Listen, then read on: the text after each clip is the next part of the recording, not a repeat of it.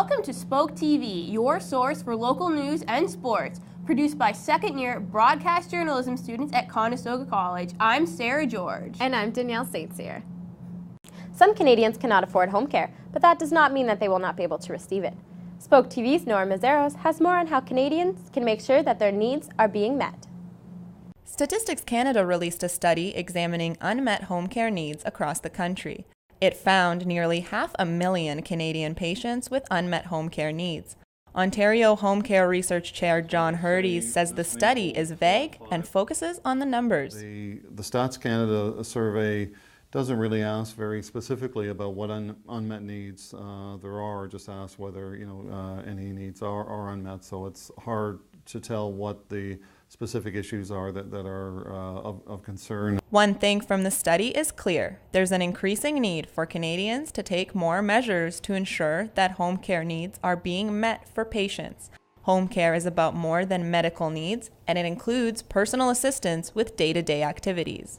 While home care efforts are in place, the needs of patients can be unmet due to a lack of accessibility to services and low-income budgeting.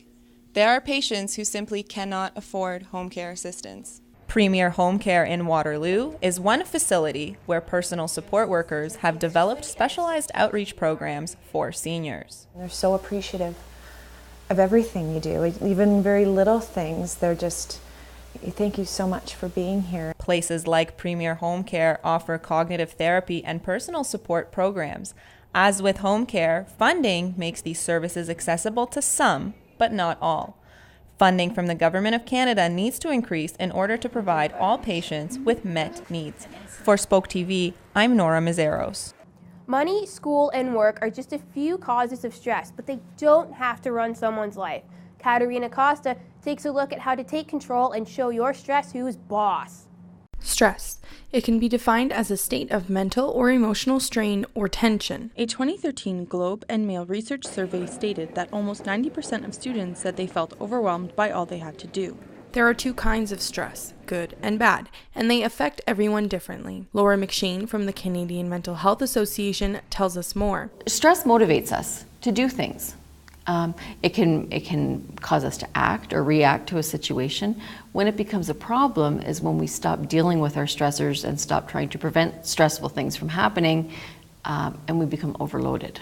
However, there are things we can do to help us relieve stress. Whether it's school, family, or work, stress can really affect you. Things like deep breathing, meditating, and physical activity can all help bring your stress levels down. Founder of the Spiritual Heritage Education Network Incorporation, Shiv Talawar explains how practicing deep breathing can help us take control of stress. Deep breathing, if you notice when you're stressed, your breath gets shallower and faster. And if we intentionally breathe at a slow rate, pulling in as much air as possible when we inhale, and when we exhale as much air as possible. We deep breathe for a few minutes. That calms the nerves. That's been, it's a matter of simple experience. Katerina Costa, Spoke TV. Now for a story that affects anybody with a car. The price of oil is down, and you've probably noticed the difference at the pumps. With gas prices all over Canada dropping drastically, Canadians will get the chance to keep some of their money in their pocket. Prices have ranged from $1.03 to $1.11, which is a sharp price drop since this summer. The Canadian average was about $1.23, according to an analyst with Enpro International. Dan McTee with Tomorrow Gas Price Today says that the price is expected to drop even lower in some parts of Canada in the coming weeks. Stats Canada has ranked our home and native land among the world's largest waste producers on more than one occasion, and there doesn't seem to be much of a turnaround. Laura Moncada takes a look at how the region can do their part.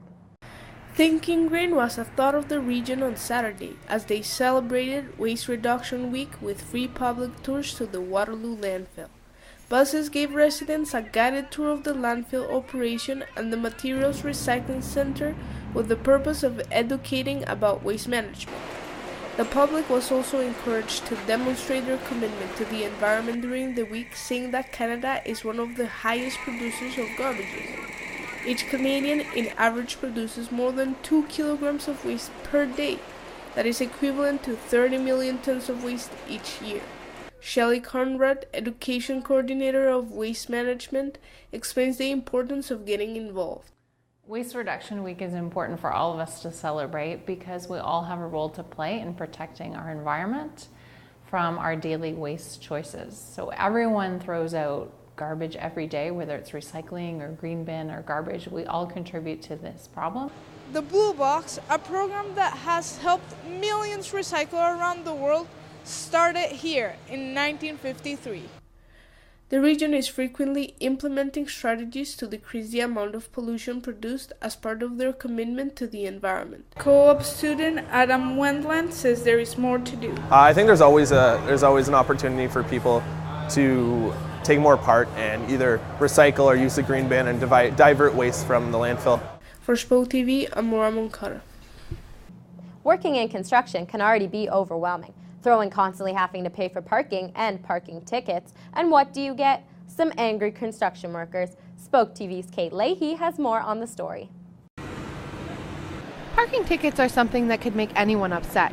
And if you're a construction worker in downtown Waterloo, this could be a frequent occurrence. Construction workers feel they have been targeted for parking tickets due to job sites having limited space, and this leaves them parking on the side of the roads. The city does realize that once projects are coming to an end, parking on site becomes an issue, so they have a secondary on-street parking program.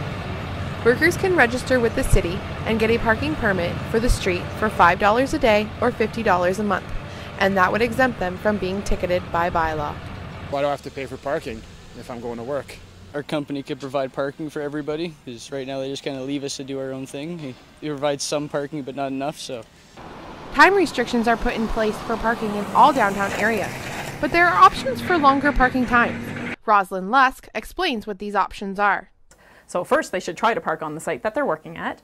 If they fail to have a spot available to them, then they can actually register with the city for the on-street parking program. That's a secondary program that we've actually established for construction vehicles because we realize that some of the construction sites are very tight. Construction workers are frustrated about the tickets they are receiving, but are the solutions well known enough to make a difference? No one's told us.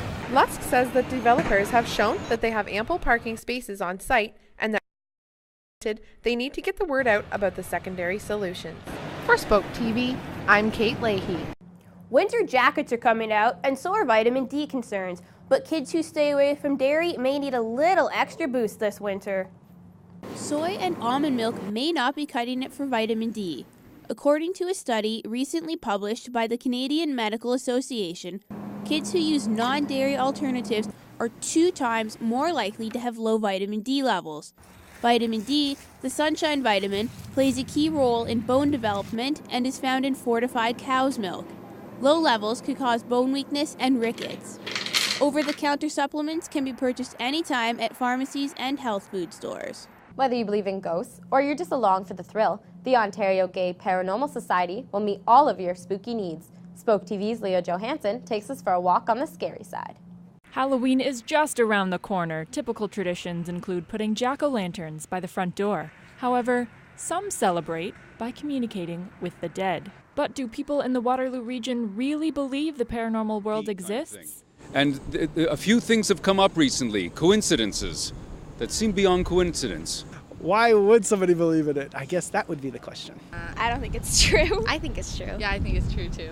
Kitchener-based Ontario Gay Paranormal Society co-founders Mark Larocque and Trevor Bishop find they use their talents often around Halloween, as well as their spirit-detecting technology that allows them to identify paranormal activity. They pride themselves in the history and research they've done around the Waterloo region. After we do our investigation, we take what we have found on evidence and try to connect that to connection points, we call it, in history. If you are like one of the many people we talked to today and are interested in the paranormal field, Mark and Trevor can help you out by taking you on a private ghost walk tour to some of the region's spookiest places, like here at the Dune Valley Mill. Guests will have a chance to visit locations like the Dune Valley Mill, cemeteries, and other historical places. Larocque and Bishop explain the stories of past Waterloo residents. They may even come in contact with the dead. That said, go home. And on that note, for Spoke TV, I'm Leah Johansson. Geek culture has slowly been gaining in popularity, and now it's on vogue to know the difference between multiverse and multi-world. Josh Horsley jumps into the world of geek in Kitchener-Waterloo. The word geek may not be the insult it once was. Geek culture has been on the rise for the past couple of years, and with comic book sales increasing and superhero movies dominating the box office, it looks like geek culture will continue to increase in popularity. According to the Chromicon, a comic research website, September 2014 comic sales are estimated to be the best quarter since the mid-90s. And events like Fan Expo Canada continue to break their own records every year, with more and more attendees partaking in the annual sci-fi, comic, and horror convention. The KW region is beginning to take notice of the trend. Formerly known as the Geek Art Show, Altecria Artistry of the Third Counterculture Art Gallery and Festival is currently being held at Kitchener City Hall. Creator Muroki Tong explains why she thinks geek culture is on the rise. Unfortunately, the word geek carries a particular stigma in society, and that people think that's not the show for me, or I'm not interested in that kind of stuff. And I'm thinking, well, if you like Harry Potter, if you like Lord of the Rings, if you like Star Wars, you like geek culture in some way, shape, or form.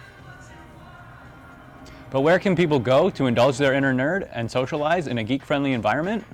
Adventurers Guild was just opened in July of this year and is host to many staples of geek culture, like board games and classic video games. Definitely happy to help celebrate geek culture and celebrate all the diversity of knowledge and people's interests out there. So whether the force is with you or you rather live long and prosper, the geek movement isn't going anywhere, especially in the KW region. For Spoke TV, I'm Josh Horsley. And it turns out the art show is actually moving to the Adventure Guild in downtown Kitchener. Look for that to happen in November when the art show goes into full festival mode.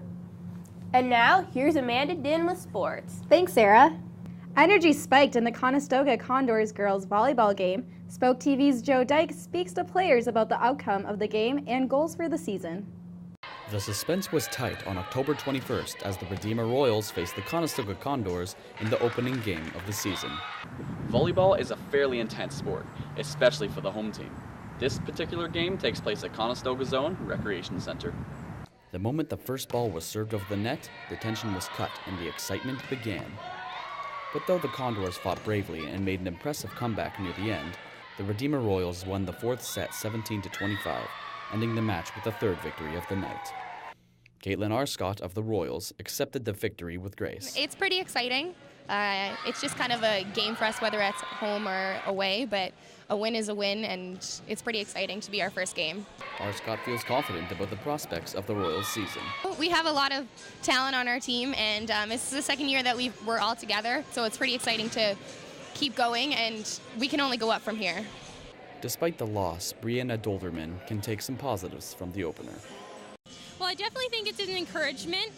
We have a team that's mainly comprised of rookies, so we know that it's going to take a bit for us to get used to each other and work together as a team. Coach Marek Vush emphasizes the importance of practice to help team continuity. During our practices, we'll discuss what we could have done a little bit different or better, and then we move on and we practice and practice and practice. And Dolderman states her confidence in the team's ability to improve and in their drive for the next games. I think we're all ready to take back the next game, and it's just all about learning to work together, and we're going to come back even stronger next time. For Spoke TV, I'm Joe Dyke.